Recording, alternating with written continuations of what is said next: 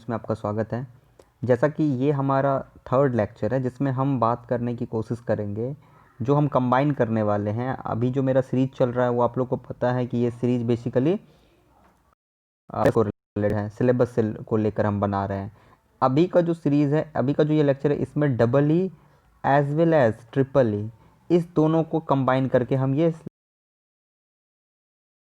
Guys, जैसा कि आपको पता है कि जो डबल ई और ट्रिपल ई में डिफरेंस है वो ज़्यादा डिफरेंस नहीं है। देखो, डबल ई के पास सिर्फ और सिर्फ इलेक्ट्रिकल में रहने का ऑप्शन है, जबकि ट्रिपल ई जो ब्रांच है उसके पास दो ऑप्शन है।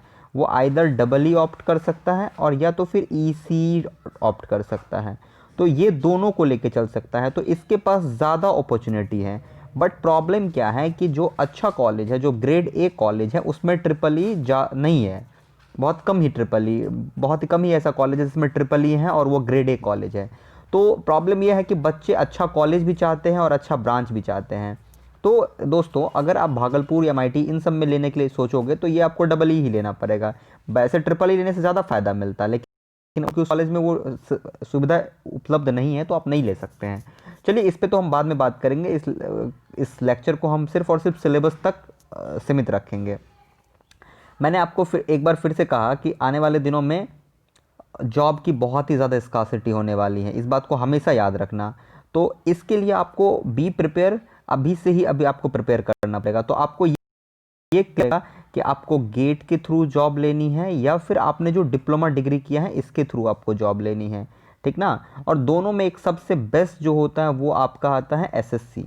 ओके फ्रेंड, ये एसएससी जो है वो सबसे बेस्ट ऑप्शन है triple E and double E के बच्चों के लिए। क्योंकि अब क्या है, अगर आप इसी ब्रांच से भी आपने डिप्लोमा किया है और आप ट्रिपल ई से ले लेते हो बीटेक में, तो आपका एसएससी वाला जो होता है रास्ता खुल जाता है और आप इसको फॉर्म फिल कर सकते हो। इसके साथ साथ जो बिहार गवर्नमेंट में इलेक्ट्रिकल डिपार्टमेंट में वैकेंसी आई है बीटेक में, उसमें भी आप आ सकते हो। तो जो गलती आपने डिप्लोमा में कर दिया, वो गलती को सुधारने का आपके पास एक मौका है। मैं ये जो ईसी के उसी स्टूडेंट को ये सलाह दूंगा कि आप ट्रिपल ई लो जिसको जॉब चाहिए और जो ज़्यादा इंटरेस्टेड नहीं है ईसी में। वैसे अगर आप ईसी में आगे लाइफ देखोगे तो हायर स्टडी में काफ़ी ऑप्शन है, काफ़ी स्कोप है। अगर आपको मज़ा आता है अपने सारे कम्युनिकेशन को पेपर को पढ़ने में, तो आप गो with this your own subject, otherwise you just choose this one. Okay, so let's go into the video. अभी जो हमारा ये वीडियो है इसमें हमने दोनों को कंबाइन किया है, मतलब चूंकि डबल ई और ट्रिपल ई दोनों का सिलेबस को एक साथ कंबाइन किया, वो इसीलिए मैंने ऐसा किया है क्योंकि गेट आप सिर्फ और सिर्फ इलेक्ट्रिकल से दे सकते हो। अगर आप ट्रिपल ई लिए हो तब भी आप इलेक्ट्रिकल से दे सकते हो, नहीं तो आप ईसी से दे सकते हो। तो बेसिकली सारे बच्चे डबल ई से ही देते हैं, ये हम राउंड फिगर की बात कर रहे हैं। तो चलिए, मैंने अपने सारे वीडियो में जो बता रहा हूँ एक बात वो इस वीडियो में बता रहा हूँ कि जो गेट का सिलेबस में सब्जेक्ट हैं और सेमेस्टर के सब्जेक्ट हैं उसको हम अभी ही कर लेंगे, क्योंकि लास्ट ईयर में आपके पास टाइम नहीं रहेगा कि आप ये सोचोगे कि लास्ट ईयर में हम सब करेंगे। लास्ट ईयर में रिवीजन करेंगे, अभी ही पढ़ लेंगे। चलो, तो अभी कहाँ से पढ़ेंगे, ये सबसे इंपॉर्टेंट सवाल होता है। अभी जब आप सेकेंड ईयर में जाओगे तो ऑलवेज प्रीफर एनपी टेल।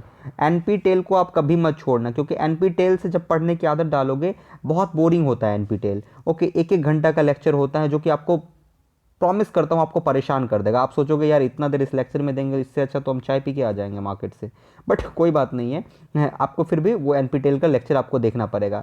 मैं सबसे बेस्ट बताता हूँ कि हमेशा एनपीटेल का लेक्चर आप मॉर्निंग के टाइम में देखना, क्योंकि मॉर्निंग के टाइम में आप बहुत ज़्यादा फ्रेश रहते हो। आप अगर ये सोचोगे कि कॉलेज से आने के बाद रात के टाइम में एनपीटेल वीडियो देखेंगे तो बिल्कुल आप नहीं देख सकते, क्योंकि कॉलेज में जाओगे रात के टाइम में आप वीडियो पढ़ाई का काम तो कर ही नहीं सकते हो।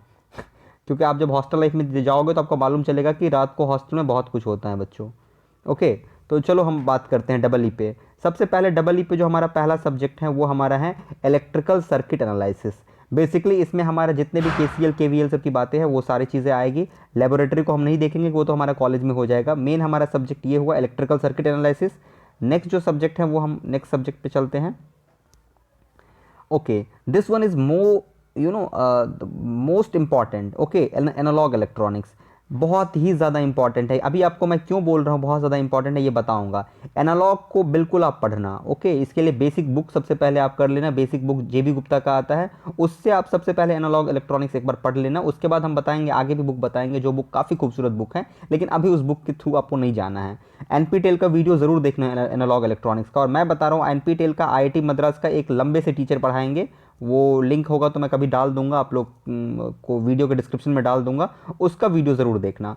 वो बहुत ही परफेक्ट वीडियो है एनालॉग इलेक्ट्रॉनिक्स का, जो कि ब्लैक बोर्ड पे पढ़ाते हैं, वो कंप्यूटर से नहीं पढ़ाते हैं, चौक से पढ़ाते हैं। वो वाला वीडियो आप ढूंढ के पढ़ना। ओके ओके, अब जो बच्चे इलेक्ट्रिकल इंजीनियरिंग के बच्चे हैं उसके लिए ये सब्जेक्ट बहुत ही इंपॉर्टेंट है। इलेक्ट्रिकल मशीन जो है, मशीन 1 और मशीन 2 आपको अगले सेमेस्टर में मिलेगी, लेकिन अभी जो आपका इलेक्ट्रिकल मशीन है वो इसीलिए मैं इंपॉर्टेंट बता रहा हूँ क्योंकि जब आप गेट का प्रिपरेशन करोगे, आइदर आप गेट का प्रिपरेशन करोगे, ईएससी का प्रिपरेशन करोगे, या फिर यूपीएससी में आप ऑप्शनल इलेक्ट्रिकल रखोगे, इन तीनों केस में आपका इलेक्ट्रिकल मशीन जो है वो बहुत ही ज़्यादा इंपॉर्टेंट रोल प्ले करेगा। So go with this subject, not in briefly but in depth. इस सब्जेक्ट को इतना डेप्थ में पढ़ लेना कि इलेक्ट्रिकल के बच्चों को मशीन जो होगा उसके हाथ में होना चाहिए। ओके, नेक्स्ट जो होता है, जो कि बहुत ही बोरिंग सब्जेक्ट है, मैं इस सब्जेक्ट को बहुत ही बोरिंग मानता हूँ, इलेक्ट्रोमैग्नेटिक फील्ड। भाई साहब इतना ये बोरिंग सब्जेक्ट है कि मैं क्या बताऊँ आपको, फिर भी आप पढ़ने की कोशिश करना। ओके, मुझे उम्मीद है कि जो भी यहाँ पे बच्चे हैं उसके लिए ये सब्जेक्ट काफ़ी खूबसूरत होने वाला है, इलेक्ट्रोमैग्नेटिक फील्ड्स।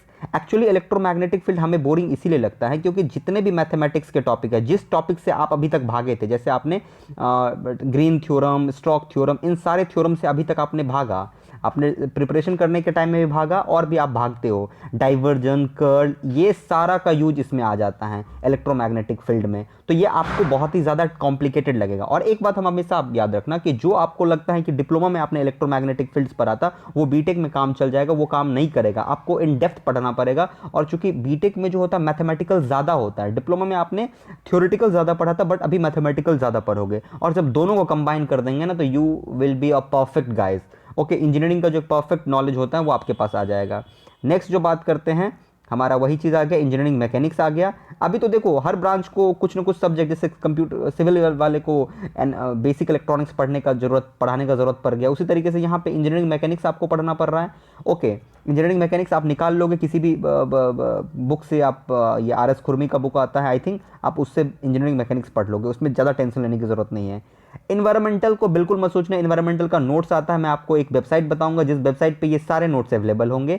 आप इन्वायरमेंटल का सेक्शन जाओगे और इसमें एक बड़ा इंपॉर्टेंट जो एडिशन किया है, इंडियन कॉन्स्टिट्यूशन। ओके, मुझे जब देखा तो मेरे को बहुत हंसी आई। ओके, बट अच्छी बात है कि इंजीनियर को भी इंडियन कॉन्स्टिट्यूशन का नॉलेज होना चाहिए, इट्स वेरी गुड। ओके, तो ये होना चाहिए। और उसके बाद आपका सॉफ्टवेयर टेस्टिंग है, थोड़ा सा इन सब में ज़्यादा प्रॉब्लम नहीं, ये सब बहुत ही बेसिक सब्जेक्ट है, इसको बिल्कुल मत ध्यान रखना। हम आपको एक सलाह देते हैं कि कोई भी ऐसा पेपर जो आपको लग रहा है कि ज़रूरत नहीं है, उसको सेमेस्टर में मत पढ़ना ज़्यादा डीप में, क्योंकि आपको कोई काम नहीं होगा। आपका प्रोफेसर आपको कॉलेज में कहेगा कि नहीं ये सब्जेक्ट बहुत इंपॉर्टेंट है आपका ओवरऑल डेवलपमेंट को, मैं प्रॉमिस करता हूँ ऐसे सब्जेक्ट को आप कचरा में फेंक देना, सेमेस्टर से 10 दिन पहले कचरा से निकालना इस सेमेस्टर को, क्योंकि ये आपको जॉब देगा ही नहीं। तो हम क्यों पढ़ेंगे, मेरे को प्रॉब्लम होता है इन सब सब्जेक्ट से, बट आपको हम कहेंगे आप पढ़ना, उसमें कोई बात नहीं है। बट जो सब्जेक्ट आपको जॉब नहीं देगी, कोई भी बच्चा जो इलेक्ट्रिकल इंजीनियरिंग का है बच्चा, वो सॉफ्टवेयर फील्ड में नहीं जाएगा, मुझे यकीन है। यहाँ पे सारे बच्चे जॉब लेने की कोशिश करेंगे। सॉफ्टवेयर टेस्टिंग को हम सिर्फ और सिर्फ सेमेस्टर के पॉइंट ऑफ व्यू से पढ़ेंगे। जो हमारा मेन सब्जेक्ट मैंने बताया एनालॉग था मेरा, इंजीनियरिंग ये मशीन था। ओके, मशीन 1 था, और उसके साथ हमारा इलेक्ट्रोमैग्नेटिक फील्ड भी थोड़ा बहुत था। ओके, नेक्स्ट जो हमारा आता है ट्रिपल ई पे चलते हैं। ट्रिपल ई का सब्जेक्ट क्या क्या है, तो ट्रिपल ई में भी जो हमारा है पहला सब्जेक्ट जो है इलेक्ट्रिकल सर्किट एनालिसिस।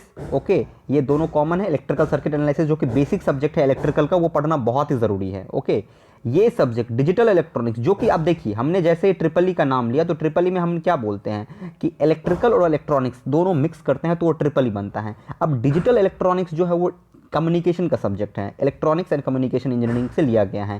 तो हमने क्या किया, देखो एक सब्जेक्ट यहाँ से मिल गया आपको डिजिटल इलेक्ट्रॉनिक्स कम्युनिकेशन का, इसी का है, डिजिटल सर्किट इलेक्ट्रिकल का है, इलेक्ट्रिकल मशीन डबल ई का है।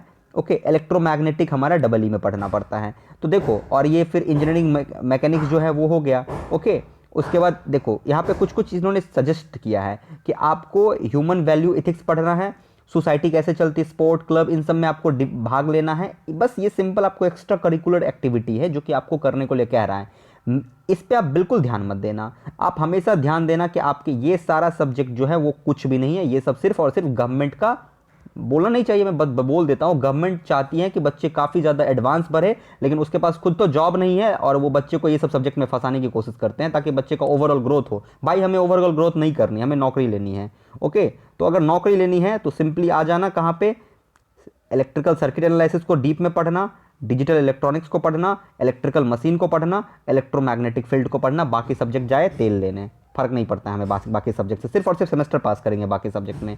अब मैं इस दोनों को क्यों कहा हूं, क्योंकि अब आते हैं हम गेट के सिलेबस पे आते हैं। ओके, गेट के सिलेबस पे आते हैं तो हमारा गेट का जो पहला सब्जेक्ट है वो हमारा इंजीनियरिंग मैथमेटिक्स है, जो कि आपको पढ़ना ही पढ़ना है। ये देखो इलेक्ट्रिकल सर्किट, देखो अभी सर्किट एनालिसिस हमने दोनों डबल ई और ट्रिपल ई दोनों में सर्किट एनालिसिस था, जो कि इलेक्ट्रिकल सर्किट जो गेट का पेपर है उसमें हमारा इंक्लूड हो जाता है। तो आप गेट का जब तैयारी करना शुरू करोगे या ईएससी का तैयारी शुरू करोगे, तब आप ये इलेक्ट्रिकल सर्किट को पढ़ोगे तो फिर आप नहीं पढ़ पाओगे, आपको क्विक एंड फास्ट बनना पड़ेगा, क्विक एंड फास्ट लर्नर बनना पड़ेगा। तो अभी से ही मेहनत करना शुरू कर दो, और मुझे पता है कि आपके पास बहुत पोटेंशियल है, आप पढ़ लोगे।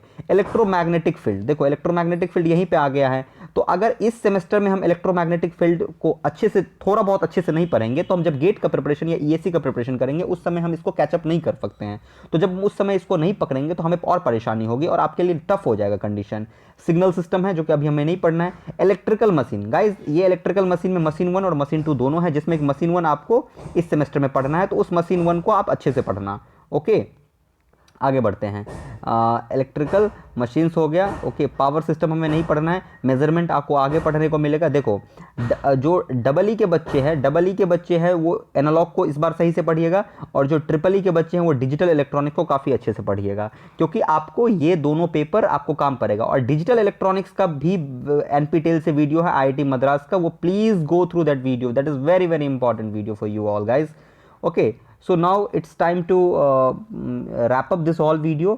ओके, तो हमको उम्मीद है कि इस वीडियो से थोड़ा बहुत आपको वो मिला होगा, हेल्प मिला होगा। अगर आपको लगता है कि और किसी हेल्प की ज़रूरत है तो आप कमेंट सेक्शन में ज़रूर करना, और हम आगे वीडियो आपके लिए लाते रहेंगे। Thank you to watching burning dream. Thank you guys.